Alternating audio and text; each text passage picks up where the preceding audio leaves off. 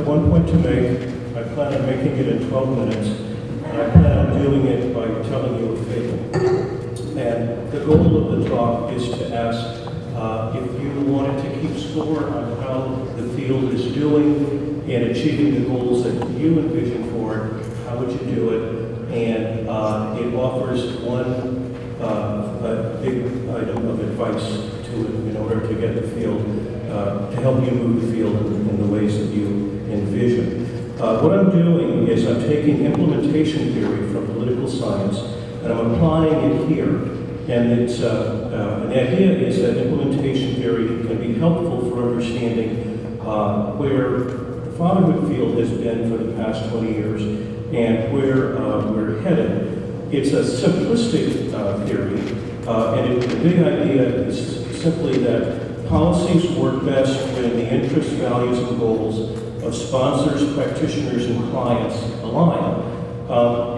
And to capture this idea, I'll just tell, in effect, a fable about modern welfare policy in the 1990s and draw from it lessons for today, for our field. As you may recall, welfare policy before the 1990s, and it came to a head in the 1990s, had been a political football in the general public and in political forums. Contestants, in effect, debated the merits of helping low-income mothers. Practitioners within and without government did their best to keep the program, the field in sync with, in effect, I would claim, with an eye on two performance metrics: enrollments, welfare enrollments, and impact on child poverty. And in the version of this that I'm using, creating a fable, in effect, high enrollments were considered a bad thing, you may remember these days, and positive impact on child poverty was a good thing. And again, in terms of the fable, conservatives felt the policy was problematic and pointed to high enrollments as evidence of dependency, and quote-unquote liberals primarily favored the program and pointed to its impact on child poverty as evidence of its virtue. Now, researchers and evaluators played a key role in breaking through this political logjam by noting a few key things, but mostly that there were differences among low-income mothers, particularly between mothers involved in long-term poverty spells and mothers. The majority of the population were being involved in short-term poverty spells.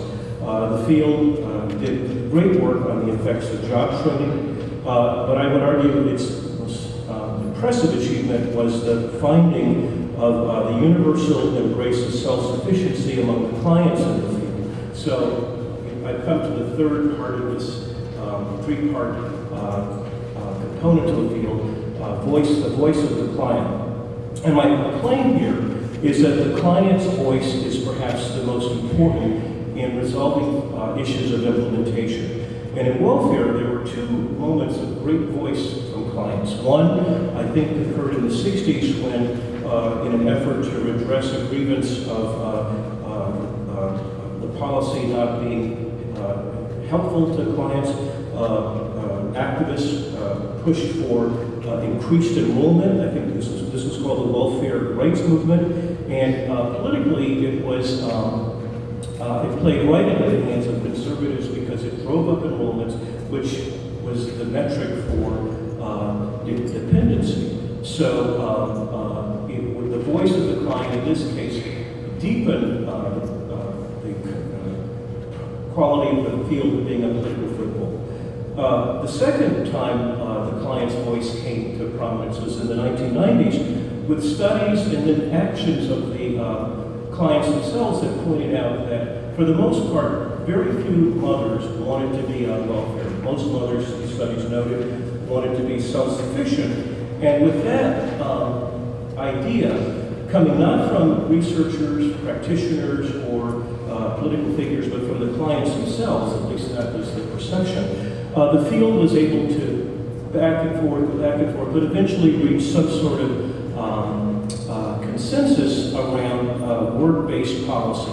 You remember this, right? And as long as we have some claim to appointing mothers in exchange for effort, require and enable then the field could climb, could build itself into consensus or being on the same page.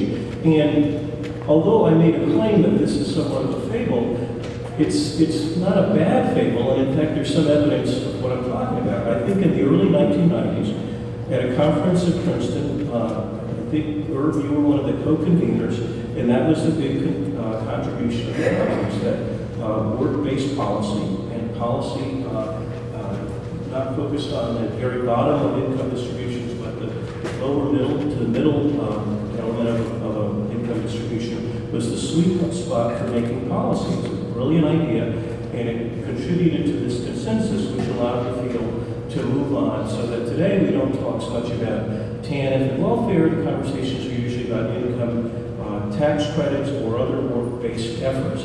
So, what then would be the relevance to what we're doing? What's the analog to the fatherhood field today? How does this help you get what you want? Well, in a nutshell, it goes something like this. The sponsor, right, funder, and by extension, the public at large, Congress, in my view, they don't pay much attention to policy for low-income fathers.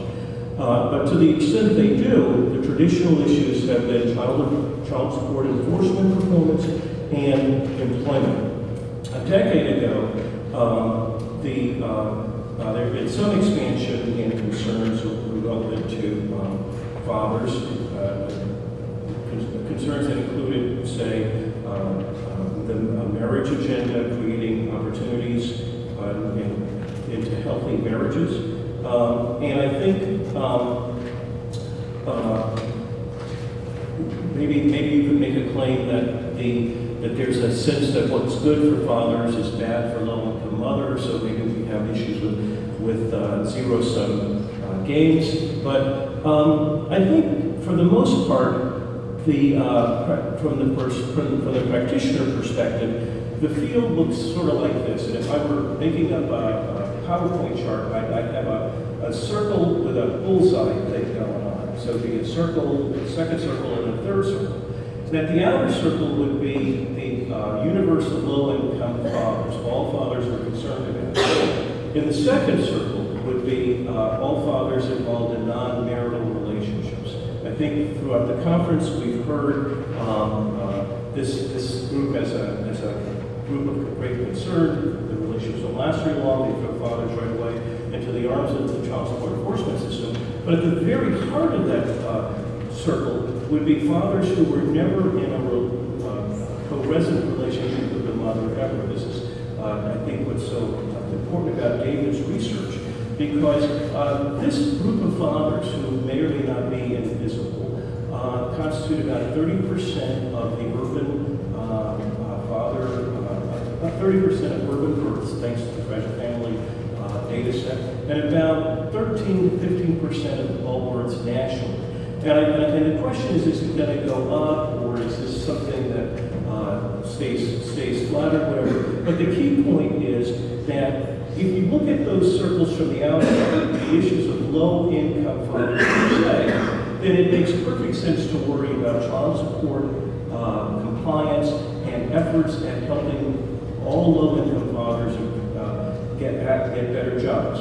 But if you look at this from the inside out, from the core group of never-resident fathers who are also low-income, most of you know that clientele, and you would put on the table issues around family skills, parenting skills, fathering skills, concerns about keeping a relationship in its very fragile moments, perhaps together, or helping such couples work through their parenting time agreements, issues like that. And so as the field tries to push back, so to speak, against the simple low-income father agenda, that's where I think the voice of the client will become important. Because the question is, what do they want, or what do we want? I'm not sure of the pronoun.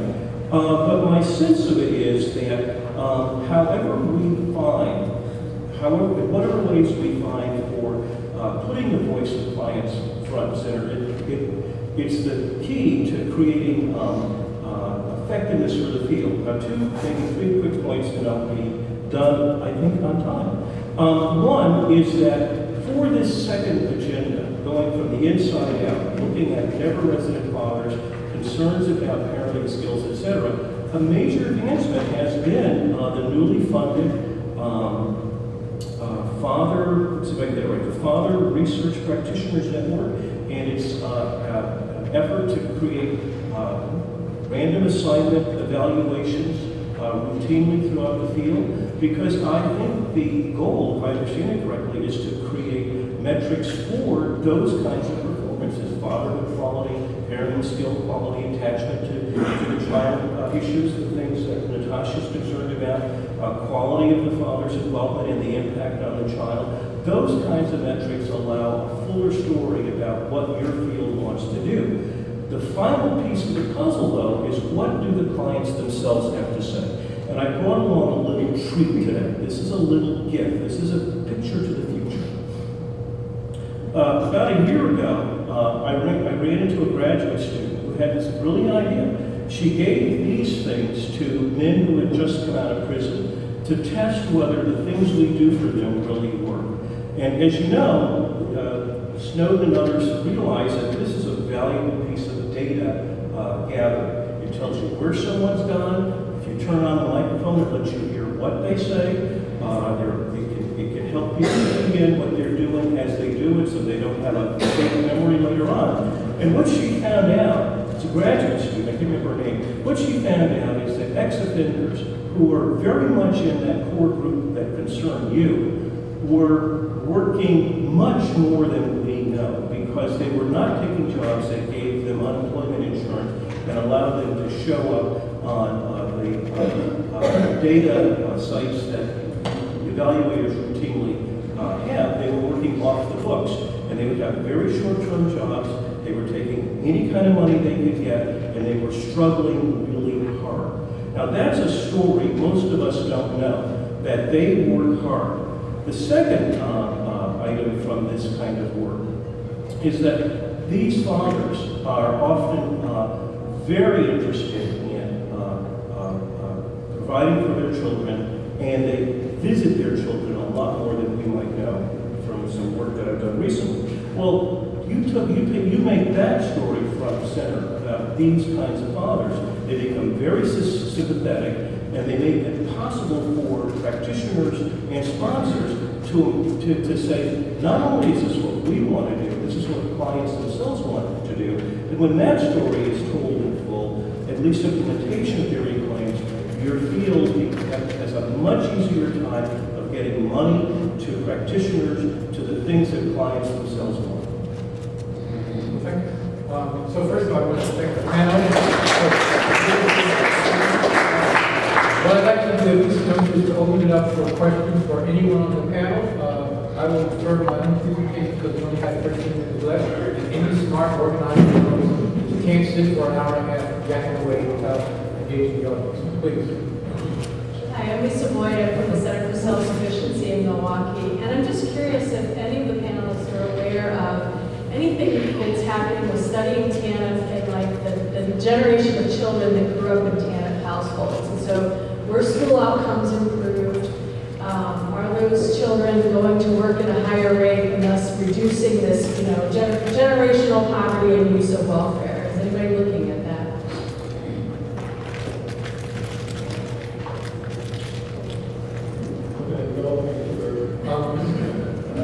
So was the question, I wasn't clear, was it you want to know whether the families now who are not getting TANF because of the reform that's keeping them out, whether those kids are doing better? What I want to know is if the kids that were, TANF is almost 20 years old now.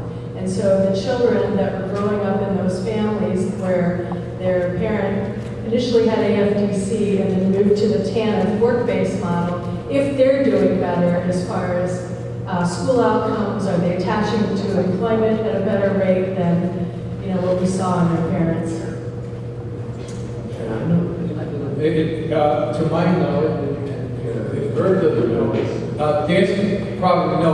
To my knowledge, there aren't studies even in play that's trying to look at the long-term impacts of being on TANF. And I think it's a very interesting question. I can think of a study design, but to my knowledge, no. I would say, however, that the early findings around the effects of TANF on child well-being, really, the fear was that if you require mothers on welfare to go to work, it's going to have really adverse effects, especially on young children. And what some colleagues of ours have found in a study that was published in Science magazine and some other studies, it indicated that there really were not generally adverse effects of work requirements on young children. If anything, if there were adverse effects and they were small, they were on teenagers, and those results probably occurred because of lower supervision of adolescents as opposed to adverse effects on younger children. And again, to my knowledge, I don't know of studies that have undertaken any long-term follow-up of what the effect of this transition was on children. I would just add one thing. The biggest effect, because what Ron is describing is the transition. So families that were on AFTC and they transitioned to TANF. But the number of families there are small compared to, I would say, the big policy changes.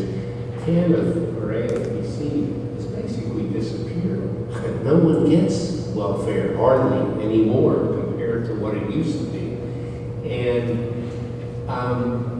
we don't know a lot about that. That's the bigger question. What if we had more generous cash assistance with the families who would have been eligible for AFTC now or not? Would they be doing better? And we don't know. Question? I don't think I'm going to be able to compose my question very well. But if the question was generated in my mind by what you said earlier, about jobs, bottom line, inequality. Inequality is growing since the 60s. There was a time when we thought it was about to get better. So we talk about that, the inequality, but also David talked about the income difference, the racial difference in income. Earlier on the panel I was on earlier today, Ron Haskins talked about the incarceration rates. I think in all of our minds, African American men come to mind. So when we talk about African American men incarceration, you said the birth of children outside of marriage is much higher in African American communities. So there's a racial element here. Hello. So when you say inequality, the first thing that popped into my mind was the wealth gap with regard to inequality and the racial wealth gap. It's astronomical. I think it's like $100,000 in assets for white families and $4,000 for African American families. So can you all tell me, all of you, tell me how your research responds to, helps to start answering, helps to pose the question that I'm making better? What is when I read your research, how can keep going with that and find more information when you try to tell me what you've done? I'd like to take a crack at this, and a crack that I suspect you won't like. Okay. But I'll be honest. I think in a way, a lot of our research and the work that has been done in the field around fatherhood has pitched the concern around low-income men too low by focusing primarily on African Americans and Latinos. Because the truth of the matter is that there's a sense of urgency in this population because of the differentials that David showed.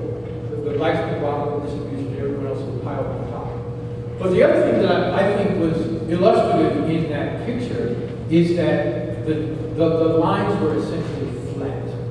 So while the white line was at the top and the Latino line, etc., they were in order.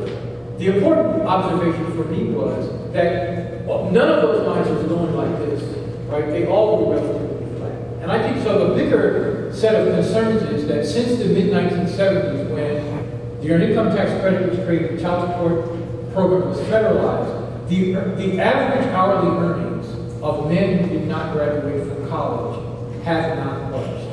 And that is the bigger context, and it is informing both child support enforcement policy, it's informing this conversation that we're having about inequality and a lot of other things. So in addition to the Black and Latino men who have employment challenges, I think we also in the field more broadly have to worry about even the white men who earn up to $40,000 a year, even prior to the recession, and were barely able to meet their child support obligations at $40,000, and who were fundamentally displaced by the recession, and for whom it's going to take maybe, the data show, 15 years to help them restore the 15% of their earnings that they lost during the Great Recession. So this is not to say that the black-white differentials are not important, but it is to say that Irv pointed out that 40% of all children in the United States, not 40% of black children, are born to an unmarried parent. And as a consequence, about half of all children born in the United States are likely to spend a portion of their time in a single-parent household. The other thing I'll say, in the Fragile Families data on which we rely so much, if you look at non-resident fathers, the incarceration rate among white non-resident fathers who live in those large cities is about as high as the incarceration rate among black non-resident fathers. So I think to answer your question, what do we do to get to you to help you do your advocacy, your thinking, et cetera, et cetera? I think what you do is pitch the whole concern a little more central in the population of the United States. And let's ask the question, what has happened to the earnings capacity of men who have not gone on to college, their ability to support their families, and the need to create a set of income security, jobs, earnings, and other social policies that will enable them to help to support their kids, irrespective of their race and ethnicity, because while black and Latinos are chronically unemployed, the white men down there are barely beyond working poverty. And since they are more likely to be the brothers, cousins, nephews of most of the voting population, we're likely to get more attention to those concerns than by keeping the attention where we've been for 20 years. Well, I know that people are in line, and it's not that I don't like the answer to your question. I totally understand your answer to my question. I still have my question, though.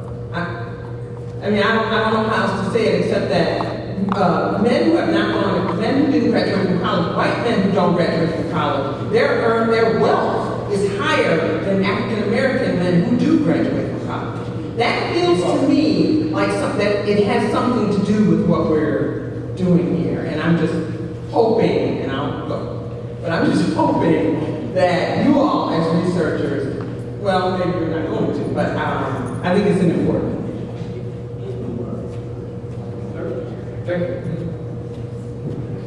Hi, my name is Sadiq Zakia, and I guess I got two questions, if I may, for Dr. Garfinkel and Dr. Payne. You guys speak of the box, I call it. We have education and we have job. That's the box to me. And then we still have those people that are outside of that box that will never go to school, but yet they still have skills. Is there any kind of research, or have you guys even considered the fact that entrepreneurship may be an alternative to close that gap? And my second question is for Dr. Payton. Does the systematic problem create the behavior problem of, what's really going on? Just to kind of, piggyback on what the sister said there, the cultural issue, I think, we still have to address that because it created a deficit in the first place. Going back to slavery, it was already created. We have, if I may use the term race, for all of us individuals. There was other people that were let out the gate and took off, and yet there was another group of people that were still left behind. So there's still that gap. And just wanted to know, if there's what is that? How do we deal with it? Thank you. This is one thing. For the question around entrepreneurship, I know I haven't personally looked at that. I think that's more directed to her, but I know that in the workforce development work that I'm doing right now, looking at the intersection of employment and health, that's one thing that they recommend, only because so many of the men have incarceration records that they can't keep the job. So they have to do they have to figure out a way to do something that's going to be self-employment. And also, as an example, in Wisconsin, when I found in my own work as an ethnographer, if you present even with someone who has a GED, that's a trigger not to give you a job because we have such a high graduation rate. When the person gets with a GED, they start wondering, have you been incarcerated? And why did you get a high school degree? Because most people get high school degrees, and most people who are doing the hiring are generally the majority in the state where 6% is black, and 6% is black, and 88% is white. So that's something I've been just kind of grappling with, and I'm trying to get more quantitative researchers in my department to help me with that, because I'm not, people want numbers. I can only do 40 people, and they don't like that generally. The other thing is that in regards to your second question about the systemic versus the behavioral, one that I tend to have done more so in the last 4 years, and having been a part of the Ford Foundation's Economic Security Across a Lifetime project, I tend to look more at that $40,000 man as opposed to when I looked at a man who was $10,000 or $12,000, only because that $40,000 man is what you need to be able to survive, or 36, because just to meet your basic needs.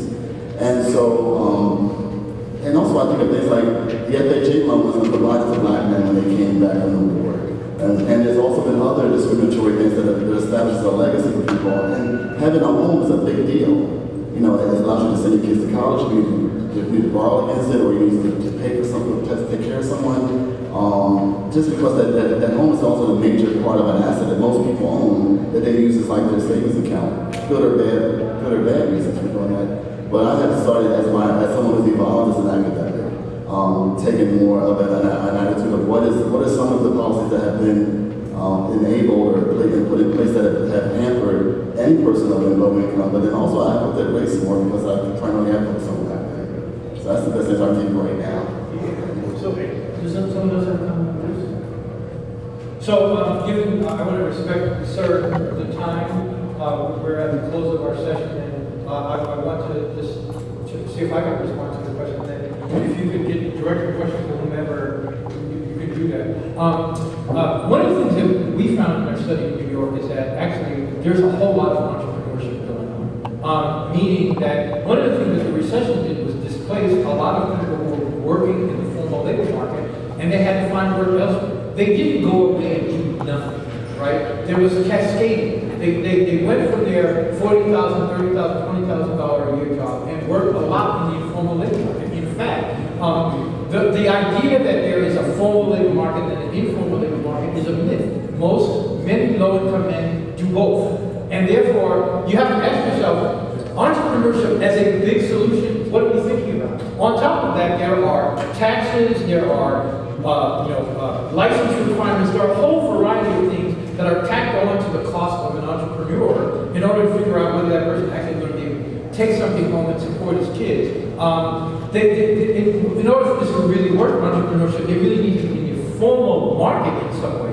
So I think when you add those sets of concerns and observe the amount of self-employment there actually is, I don't think some broad-based program around self-employment is going to be a solution, because the level of earnings that you would have to achieve as someone who is self-employed, meeting all the requirements that you have to make, would make the men that we're talking about, their economic circumstances would be as compromised, if not more, than if they were working in the formal labor market. In the interest of time, I'm going to have to let that be the last word. I'd like to thank our panel.